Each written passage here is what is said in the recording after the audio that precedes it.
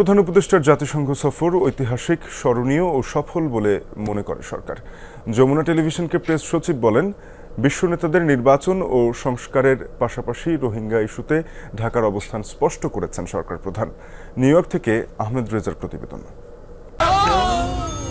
ডেন্টিস্টের পরামর্শ নাও নতুন Colgate active salt.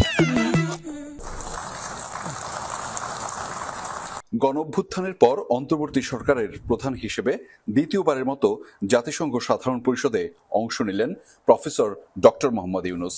যত অসম্ভবই মনে হোক না কেন, এই সফরে ৬০টির মতো দ্বিপাক্ষিক ও বহুপাক্ষিক বৈঠক করেছেন তিনি। প্রবাসীদের সঙ্গে মতবিনিময় সহ বিনিয়োগ বাড়াতেও আয়োজন ছিল এই সফরে।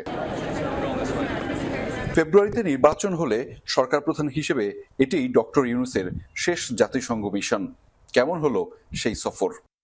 বড় পার্টিগুলো তারা এখন ইলেকশনের জন্য প্রস্তুতি নিচ্ছে এবং বাংলাদেশ, এই পুরো বাংলাদেশ যে একতাবদ্ধ ইলেকশনের বিষয়ে, ডেমোক্রেটিক ট্রানজিশনের বিষয়ে, সেটা ইউএন জেনারেল অ্যাসেম্বলি থেকে প্রফেসর ইউনূস এই মেসেজটা পাঠিয়েছেন। সফলতার পেছনে গণতান্ত্রিক পরিবর্তনের বার্তা, গণঅভ্যুত্থান পরবর্তী চলমান সংস্কার, নির্বাচন নিয়ে বন্ধু রাষ্ট্রগুলোর সহায়তার আশ্বাস ও রোহিঙ্গাদের জন্য অর্থ সহায়তা পাওয়াকে বড় কারণ বলে মনে করেন প্রেস সচিব। এডুকেশন খরচ, তাদের ফুডের জন্য যে স্টাইপেন্ড দেয়, আপনি জানেন খুবই যৎসামান্য দেয়, $10-12 মতো। তো এগুলোকে যদি কন্টিনিউ করতে হয় তাহলে একটা স্টিডি অ্যামাউন্ট তাদের জন্য খরচ করতে হয়। এটা এই প্লেসটা ইদানিং এটা একটা সেটব্যাকের সম্মুখীন হয়েছে, বাট আমরা এই কনফারেন্সের মাধ্যমে এই প্লেজটা, নতুন করে কমিটমেন্টটা পেয়েছি। সরকারে না থাকা 6 শীর্ষ রাজনীতিক ছিলেন ডক্টর ইউনূসের সফর সঙ্গী। এটি ঐক্যবদ্ধ বাংলাদেশের বার্তা দিয়েছে বলেও জানান শফিকুল আলম।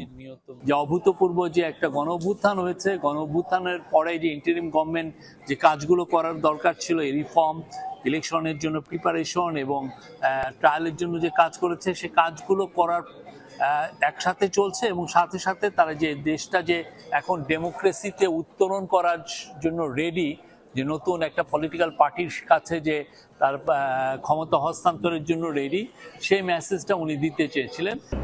প্রত্যাশা নানা সংকট থাকলেও বাংলাদেশ যে এগুচ্ছে সেই ধারণাও বিশ্ববাসী পেয়েছে ডক্টর ইউনূসের জাতিসংঘ মিশন থেকে। রাজনৈতিক সহাবস্থান নিশ্চিত, রোহিঙ্গার সম্মেলন আর প্রবাসীদের বিনিয়োগের আশ্বাস সহ নানান ধরনের সমীকরণ মিলেছে এবারের জাতিসংঘের এই অধিবেশন থেকে বাংলাদেশের জন্য। ফলে রাজনৈতিকভাবে এবং আন্তর্জাতিক অঙ্গন থেকে এই সফরটিকে বেশ গুরুত্বপূর্ণ মনে করা হচ্ছে বিভিন্ন মহল থেকে। তাই তো এরই ধারাবাহিকতা বাংলাদেশেও বহমান রাখতে চায় বর্তমান অন্তর্বর্তীকালীন সরকার। Ahmed Reza, Jamuna News, New York, যুক্তরাষ্ট্র।